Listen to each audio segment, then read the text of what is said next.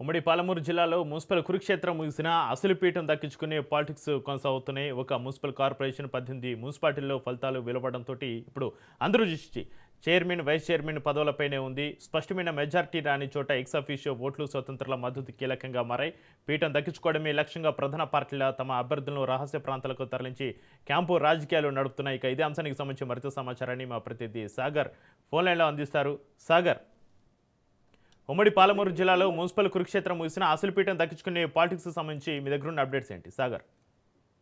Right Chakri, ఇదైతే ఉమ్మడి మహబూబ్ నగర్ జిల్లా పట్టణ రాజకీయాల్లో అయితే ఇప్పుడు తుది అంకం నడుస్తోందని చెప్పుకోవచ్చు. ఎందుకంటే దాదాపు ఏడాది పాటు ప్రత్యేక అధికారుల పాలన అయితే కొనసాగిన తర్వాత మళ్ళీ ప్రజాప్రతినిధుల పాలన ప్రారంభం కానుందని చెప్పుకోవచ్చు. ఎందుకంటే గత సంవత్సరం జనవరి 26తో మున్సిపల్ పాలక వర్గాల గడువు అయితే పూర్తిగా ముగిసింది. ఆ తర్వాత మున్సిపాలిటీలో ప్రత్యేక అధికారుల ఆధ్వర్యంలోనే అయితే పరిపాలన కొనసాగిందని చెప్పుకోవచ్చు. ఇప్పుడు ఎన్నికలు పూర్తయ్యాయి. పూర్తిగా నేడు కొత్తగా ఎన్నికైన సభ్యులు ప్రమాణం స్వీకారం చేసి అధికార బాధ్యతలు చేపట్టడే సమయం ఆసన్నమైందని కూడా చెప్పుకోవచ్చు. ఈసారి మొత్తంగా ఉమ్మడి జిల్లాలో 18 మున్సిపాలిటీలకు, అలాగే మహబూబ్ నగర్ కొత్తగా కార్పొరేషన్ కావడంతో 18 మున్సిపాలిటీలతో పాటు మహబూబ్ నగర్ కార్పొరేషన్ కూడా ఎన్నికలైతే నిర్వహించారు అధికారులు.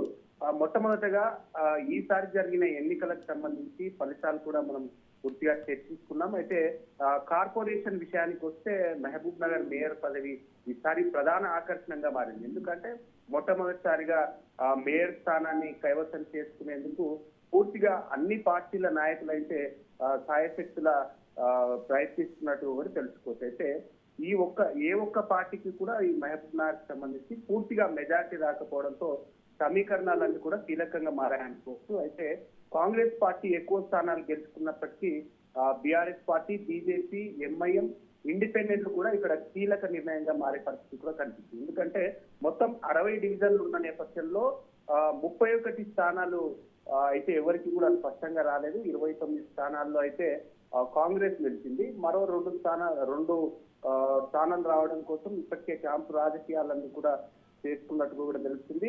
మొత్తానికైతే కూడా ఎవరికి ఈ మేయర్ పీఠం ఎవరికి వస్తుంది అనేది కూడా ఇక్కడ కీలకంగా మారిన పరిస్థితిలో కనిపిస్తుంది. అధికారిక ప్రకటన వచ్చే వరకు కాస్త ఉత్కంఠ అయితే కొనసాగుతున్నది. ఇప్పటికే కాంగ్రెస్ పార్టీకి సంబంధించి ఇటు 29 సీట్లు రాగా ఇండిపెండెంట్లు 5 మంది ఉండగా ఒకరు బీఆర్ఎస్ లోకి వెళ్లారు.